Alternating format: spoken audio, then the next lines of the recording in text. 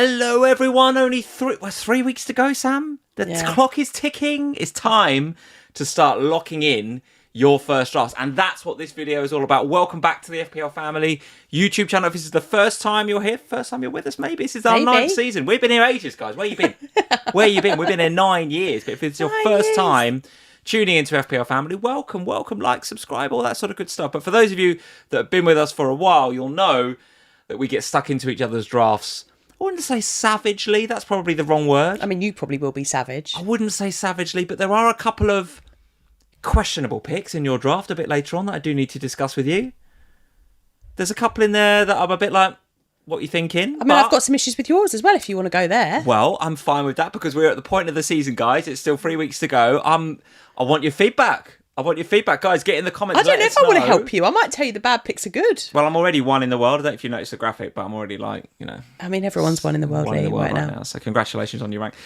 So get in the comments, guys. Let us know your feedback on our drafts and what you think. Who do you want to go first? You or me? You go first because mine is my second draft because I've already obviously put mine out on the official podcast. So I've done an update especially for you guys here. So let's start with yours. Okay. Because yours is actually your first draft. I feel like mine is a bit rubbish. It's a bit template. It's a little bit boring, but guys, let us know what you think. This is my draft as it is so far.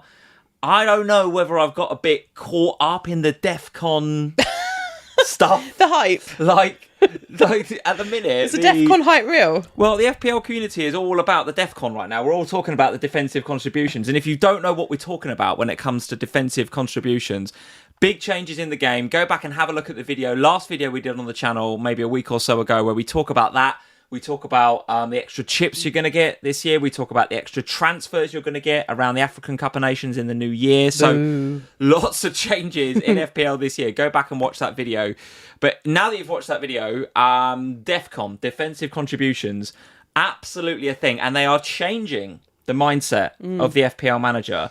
Before you get stuck into my team, because I do want to hear what you think about this team, do you think that the whole DEFCON thing it's definitely got people talking about players that we haven't talked about previously, isn't it? Do you know what? It's funny because as you were talking, I was thinking, is there a hype? And then I thought, do you know what? There really is. Because, yes. And do you know the reason I know this, Lee, is because this morning I wake up to a message in the Fantasy Football Scout Slack channel. Yes. From Tom, who you'll have seen me do a lot of videos with before, going, oh, guys, just so you know, Max Kilman and Wan-Bissaka would have got DEFCON points for their friendly yesterday. Nice. And I was like, I'm here for it. Is this where we are? We're watching friendly matches and we're counting clearances, blocks, interceptions, tackles. Sam, I love that from Tom because that's where we are. He's already thinking about the narrative for next season. We will be on Sky. We'll be doing our videos on a Sunday night. We will. And we'll be saying DEFCON points.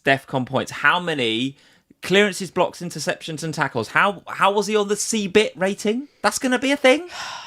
You got to get. This is the new season. This is new FPL. I sigh, but actually I love the defensive contribution stuff. I think they're really good. Absolutely. So I'm not surprised to see a number of players that ranked highly on DEFCON last season appearing in your first draft. That doesn't surprise me. The likes of Virgil, the likes of Murillo. I've had to get my phone out to look at your team because I actually can't see them. Oh, sorry, it's screen's too far away. Two screens too far away. So if I keep looking down, that's why I'm looking at Lee's team also in. What do you make of Virgil then? Because I think if we were sitting there a couple of weeks ago, or even before the game got launched, obviously, in a pre-DEFCON world. I'm looking at Frimpong and I'm looking at Kirkes, obviously. And I think of the two, I was fully prepared to come on here and do all the pre-season videos and talk about the fact that, well, don't sleep on Connor Bradley. So do you want to get involved with the Frimpong thing? Because I think Connor's had a really good pre-season. And a good end to last season. And he's looked good in training. So I was fully prepared to come in and say, well, Kirkes is my pick. He's the one to go to.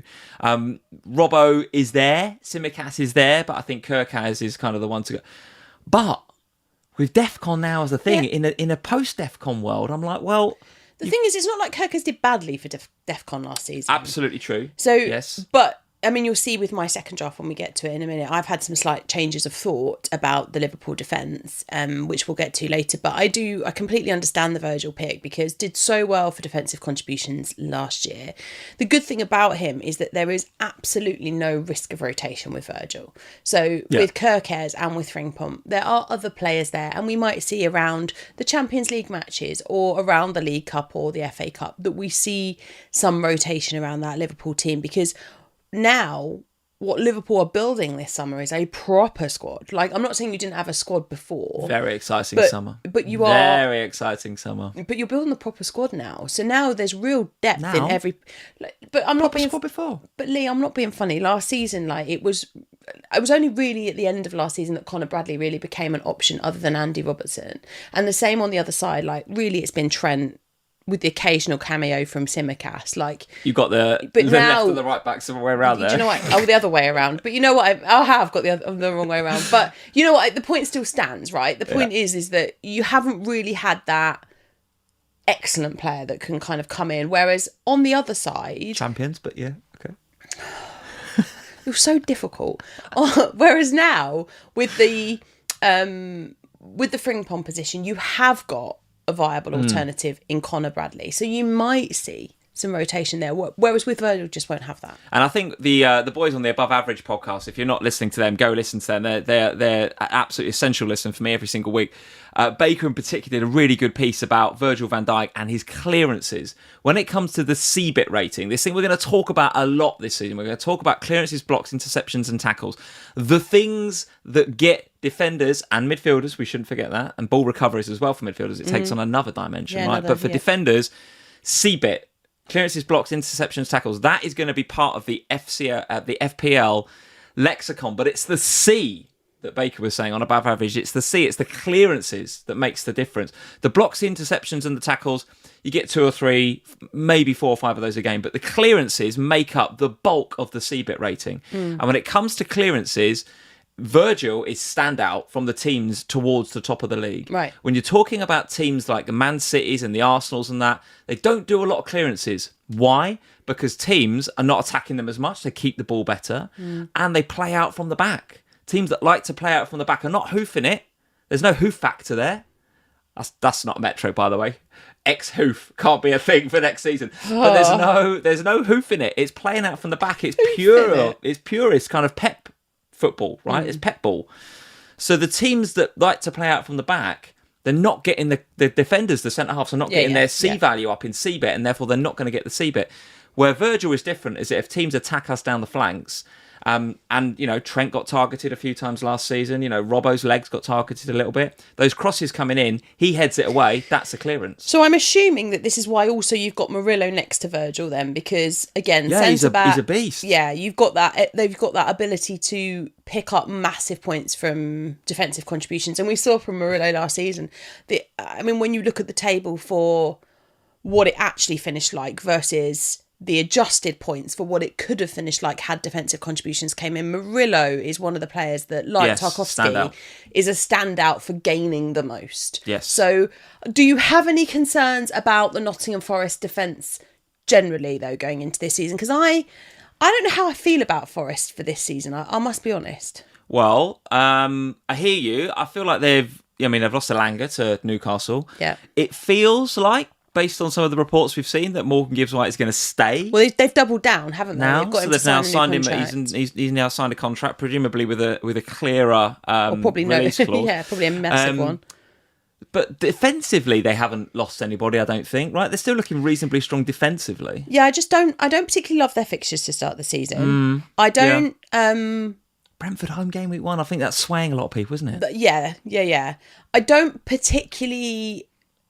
I think I have concerns around them and their ability to compete on 2 fronts in terms of European competition for this season. I think that concerns me. It's a relatively small squad. Yeah. And we say that in the past, we've seen it, right, with Brighton in the past when they've played in European competitions, that when you have players that don't really get a rest because they're playing Thursday night, Sunday for large waves of the season, that concerns me a little. And we saw Forest massively fall away at the back end of last season, and when I think the season kind of caught up with them a bit. I wonder whether that might happen sooner. Now, obviously, in the opening 3, 4, 5, 6 weeks of the season, that's probably not going to be a thing, because the Champions League and Europa League and Conference League don't come in until, game week 6? For a bit, so you have got that bit of time, and maybe you're wild carding anyway at that point. So I don't know. I feel like I don't love investing in the Forest defence for this season, but I understand the pick on the defensive contributions thing. All right, let's move on to midfield then. So the Chelsea boys, Palmer and João Pedro, I've got them in there because... with João Pedro, I particularly like his price point. I think 7.5 for João Pedro is a nice price point. And for sure, there's, they've bought Delap as well. They've not bought him for no reason. Jackson is still at the club at time of recording. So they've got choices there. But in the same way that João Pedro was key for moving defenders around for Brighton, I think he'll be the same for Chelsea. So I do think he's a key player for them. I just you see have that this... Club World Cup as well, right? For sure. Yeah, for sure. And I think one thing I should say probably, and take a step back from the actual players on the page here, is that what I have tried to do with this team is try to get to price points. I've tried to make a structure of the team where between now and game week 1's kickoff on the 15th of August, I've got those price points to go into. And that's really what Palmer is. Okay. I'm not set on Palmer. I'm not set on João Pedro either, I don't think. Well, I just think... Don't know what that noise was, by the way. That's a great noise. It's a great João Pedro noise. I just think... we don't know, do we, with Chelsea going into the season? Like, because they've had the Club World Cup and they've done brilliantly at the Club World Cup, they're all on holiday right now. And I look around, the other teams getting prepared. The training videos are starting to come on YouTube. You've got Man United and West Ham played out in a friendly last night. They played at Summer Series, haven't they? They played at the Summer Series in a very hot climate. And, you'd be forgiven for them looking really off of it. They weren't. I thought they both looked reasonably sharp. United, in particular, looked quite sharp. Bruno, a couple of goals, not to be, that's not to be ignored. No. A quick shout out for Højlund, actually. I thought Højlund looked quite good last night. Looked quite sharp in that. I don't think anyone said that about Højlund since he arrived. 6.5 forward. I'm just saying.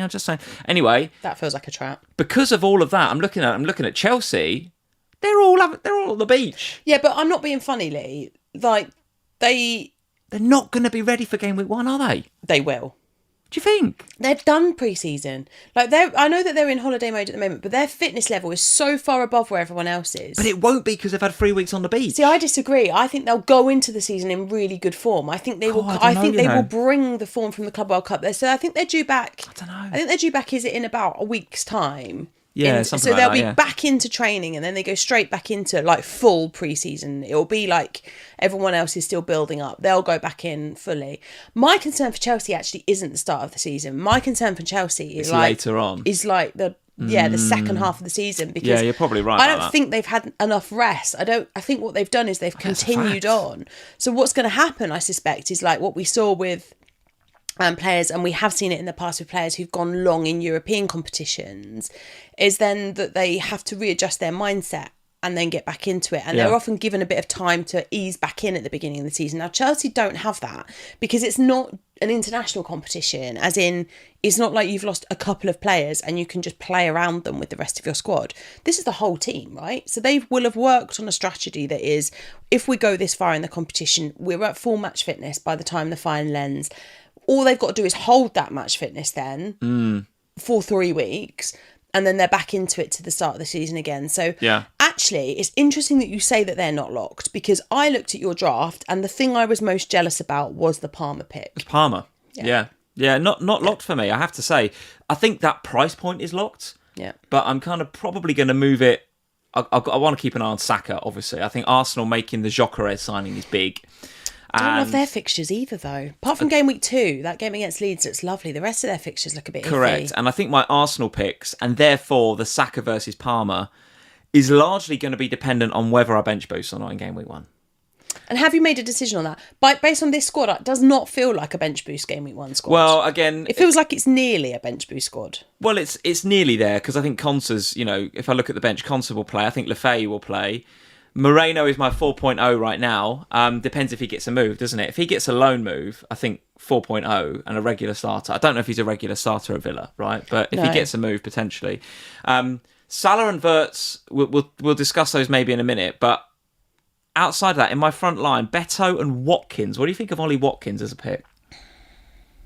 What are we saying? I don't know. Scored last night in a friendly. Yeah, I know he did. I don't know how I feel about the Watkins pick. I'm really uncertain because last season was such a difficult year for Watkins, wasn't it? Coming off the back of the Euros, that was a slow start. We all thought he was going to be, when John Duran left, it was kind of like, right, well, there's going to be no real competition. It's going to be all about Watkins. But it really wasn't. For most of the season, it was all about Morgan Rogers, actually, for the whole season. But even in that front line, even when you expected Watkins to play, he often didn't. And that was in part because he was playing Rashford or Asensio or other players. Yes. Now, all of those players have gone.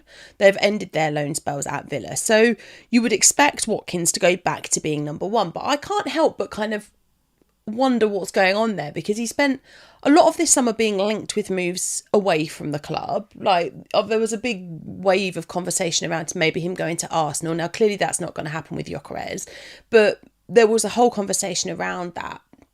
So I don't know how I feel about the Watkins investment. I like the idea of having him because of, like you said at the beginning, that price point thing. It's I think a bit is important. price pointy, yeah. And I do think it's important because one of the things that we'll look at with mine in a minute is I don't have that luxury in my team right now. I don't have that price point player in the more expensive forward bracket, and that doesn't feel comfy. But I don't know that Watkins. I'm really loving that pick. Yeah, well, that is why he's there. It's the price point pick, and Newcastle at home game when I don't mind. It could be, depending on his price when he comes in, it could be Gyökeres if I don't go for Saka. It also is not quite as far a leap to go to Isak if you want to go for Isak. Notice no Isak in this draft. If Isak does make the move to become a red, would he be? Because at the moment you've got 3 Liverpool in there, Salah, Wirtz and Virgil. Would you... Well, let's talk about Liverpool, but in the context of your team, because we spent too long on my team there. But there's 2 constants in there, right? Salah and Wirtz. Well, 3 actually, with Virgil van Dijk, who we've already discussed. Let's go to your team. This is, and you've labelled this your second draft because, of course, you've been talking about first drafts on the FPL pod. So here's an exclusive second draft. This is a kind of a 2.0 draft for you if you want. And there's your 3 Liverpool: Virgil, Salah, and Wirtz. Let's discuss the Liverpool dynamic then. Virgil we've discussed already, but Salah, Wirtz, and then Isak as well, as you mentioned, if he ends up going to Liverpool. And we shouldn't talk about it too much because it is conceptual right now. But talk to me about Salah and Wirtz to start with. So I didn't have 3 Liverpool in my first draft. Wirtz is a new addition, and also Virgil's a change because I had Kirkes. I listened to and I always worry about myself when I listen to Az, because we know where we are with Az and his generational talents and all that stuff. But I don't know if you watch Black Box. But on Black Box this week, he did a section on Liverpool defence, and his hype around Virgil made me go. And given I want to bench boost in game week 1, the lack of potential worry around Virgil just makes me feel comfy. It's like putting on a comfy pair of slippers, picking Virgil. Yeah. Whereas you've gone all DEFCON, haven't you? Especially with Tarko in there as well. You've gone all DEFCON. I've had him always. I've always had him. Do you think he's a good pick, Tarko? I think on a bench boost strategy, he's a good pick. Yes. Yeah. I think people are going a bit mad for Tarko. I think on a bench boost game week 1 strategy, he's a good pick because he's got leads. They can take a lot of shots. He's going to do a lot of blocks, a lot of interceptions, a lot of clearances. So I think he will pick up 2 DEFCON points in game week 1 quite comfortably. Okay. So yeah, I've gone for those 3 Liverpool, but I've completely ruled out Isak in a Newcastle shirt. In a Newcastle shirt. Well, his toys have come out of the pram, so yeah. However, even before his toys came out of the pram, I was like, no, I don't need him. That's fine. However, if he pulls on a red jersey, then I think I'd rather have him over Wirtz. Would you? Yeah. Now, my issue with that is twofold. One, got to find 2 million. Not insignificant. Which is not insignificant because this team is like... I'm already struggling for budget because there's a lot of money, as you'll see on the bench. There's a fairly substantial amount of money there. So I'd have to do some shuffling. This is a bench boost team, just for the avoidance of any doubt, right? Yeah, it is a bench boost team. And actually, for the podcasters, I was going to say, so for the sake of the podcasters, there's a pair of rotating goalkeepers in Kelleher and Trafford. Trafford on the, we've had the here we go now, but on the assumption that he becomes number 1. At City. If think that's going to happen? Is Son going to leave? Well, he was rumoured away last summer and it didn't happen. Yeah. So we'll just have to see. I mean, I don't think Trafford goes there to sit on a bench. Okay, so Kelleher, Trafford. So Kelleher, Trafford, then a back five of Virgil, Aitnori, Tarkovsky, Kukureya. Yeah, and Van der Ven. And Van der Ven. Na. Of course Mickey Van der Ven. Anyway, there you go. And then a midfield five of Salah and Wirtz, Cherky, more on him in a minute, Kudus and Caicedo. Okay. And then a remaining front three still of Solanke. Note the ankle injury, so let's keep an eye on that. Precautionary. João Pedro and Beto. It was interesting that he was left out altogether though yesterday because we played 2 friendlies on Saturday. Yeah. It wasn't part of either of them, so it's just I think it is precautionary, but something to just be mindful of. Okay. So this is very much a bench boost squad of 15. But we haven't that Wirtz Isak thing. Tell me more about that. Well, my point of saying that is that I'm struggling to take 2 million from somewhere. But my concern really, I guess, around Liverpool is that you are... I mean, I don't know where it's coming from, but this like, just go out there and sign...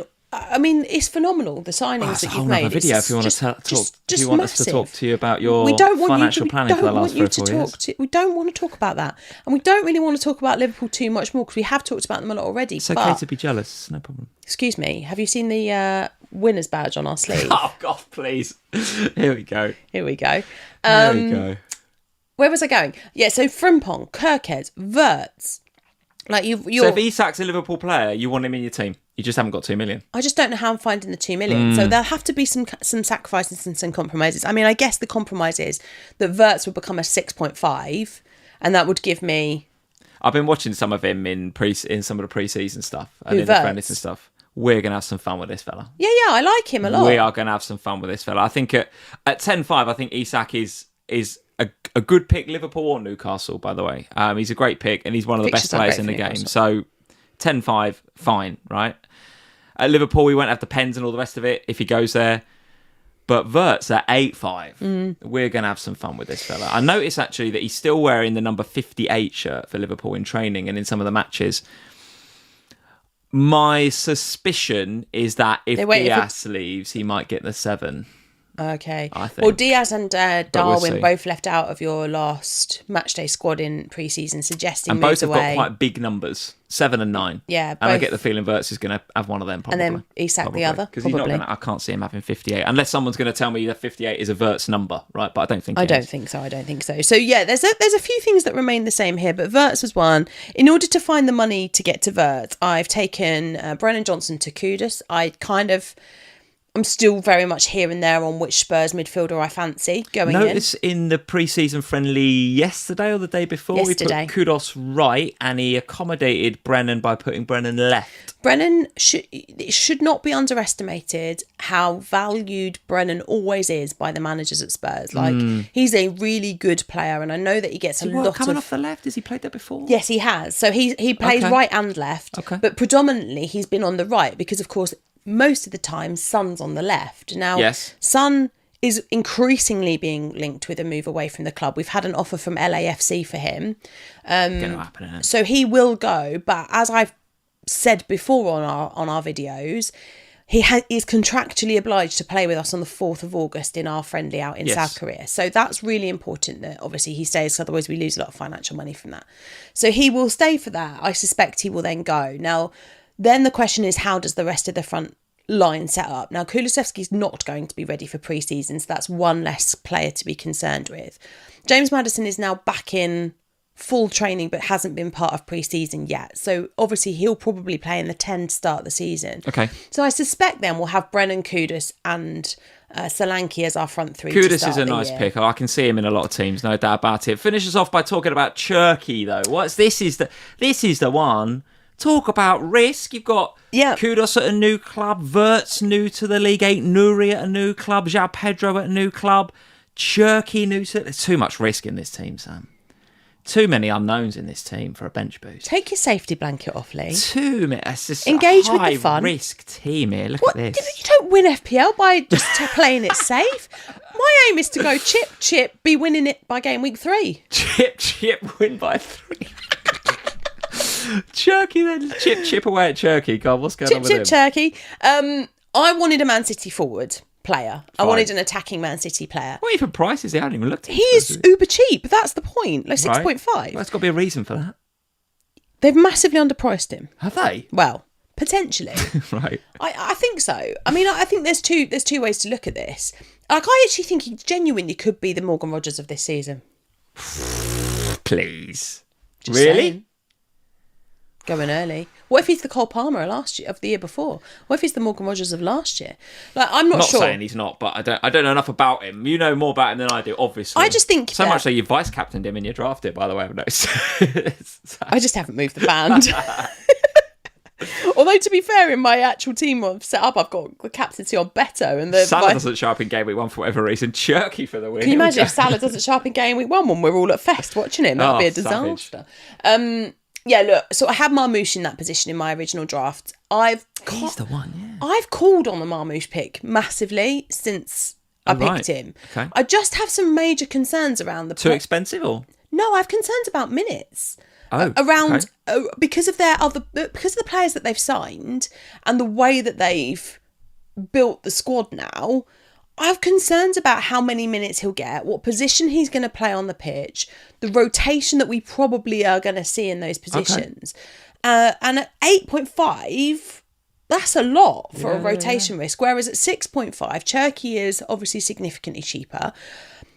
The next 3 weeks of pre-season are going to be really telling. So what Pep decides to do with his team over the coming weeks and how Man City's set up will be massively important for me in terms of deciding which Man City player. Cherky's there at the minute because he's enabled the Wirtz pick and everything else that I've changed in the squad. But ideally, I just want to make sure that I don't have a rotation risk going into game week 1. The last thing I want is somebody who doesn't start game week 1. You definitely don't want a rotation risk. So absolutely you should pick 6.5 million Cherky and Pep's Man City. I mean, what are you talking about? Well, no, but the point is, I think, is that I want a Man City player. I don't want a rotation risk. You pick Cherky. You were talking about price point players and I totally agree with everything you've just said. He could easily just stick Delap in there game week 1. You've got Ait-Nouri, he could easily just stick Vardio out there. You've got Kudus, he could just put Brennan there. But he won't. I don't want any rotation. It's too risky. You're such an absolute loser. It's too risky. You are an absolute loser. You think it's risky because you're Mr. Boring. You want to play it safe. You want to play you it safe. Play it safe. You are boring. Game week that 1, squad, 2. Too boring. Too bland, too vanilla. Hey, listen. You want a bit of chocolate chip in your life. What? I like that we've got difference. I like that I'm thinking a bit more template. I like that you're thinking... Yawn. Cherky and game week 1 bench boost and free it too, and I like that we're thinking very differently. I like that DEFCON is making us as a community think differently as well. That's what I like about DEFCON. I personally, apart from the AFCON thing, we'll glaze over that, the changes that FPL have made and the prices, I think they've got it spot on. I think there's very few. Usually we'll do a whole section of this video in what prices have they got wrong. Don't say too much. Cherky is what you've got wrong, FPL Towers. Guys, if you're new to FPL Family, we'd love you to go check out our Patreon, FPL Patreon, www.patreon.com/FPL Family. All the links are in the description below. If you want to support the channel, you can do a number of things. You can like and subscribe the video for absolutely free. We'd love you to do that. But also, you can go follow us at Patreon. We have a free tier as well in Patreon where you can get our Ohana podcast. We usually, last season and the season before, you needed to be in at least the $3 tier to get the Ohana podcast. But this year, you can be in the free tier. Go to Patreon, just sign up on a Patreon account and just follow us on Patreon and you'll get access to our Game Week Preview Ohana podcast for free every single week. And then if you want to join us at other tiers, you can decide that as you go along. Maybe you listen to an Ohana podcast and you think, actually, that's quite good. I'll go and support the channel at a bit of a higher level. They're quite funny usually. Maybe listen to it and go, it's complete guff. I don't want to do anything other than just listen to this free podcast. But either way, patreon.com/FPL Family is where you can find other stuff, some goodness from the FPL family to come and join in the fun. That's it, Sam. You need to go and look at your risky team. Do you know what? You need to go and take a leaf. You need to go and take a little bit of a leaf out of the boring book and be a little bit more template for game week 1. You need a bit more colour in your life. You need to stop being so bland. Make some fun picks. From boring me to exciting Sam. That's it, guys. Like, subscribe to this video. We'll be back with another video next week looking at how our drafts have evolved. Am I going to be a bit more risky? Am I a bit template, guys? Get in the comment. Am I a bit boring? Is my draft a bit boring? Is Sam's and his Cherky actually going to be a pick? I don't want a rotation pick, but I've gone for Cherky. Get in the comments, guys, and we'll see you next time. Cheers. Bye, guys.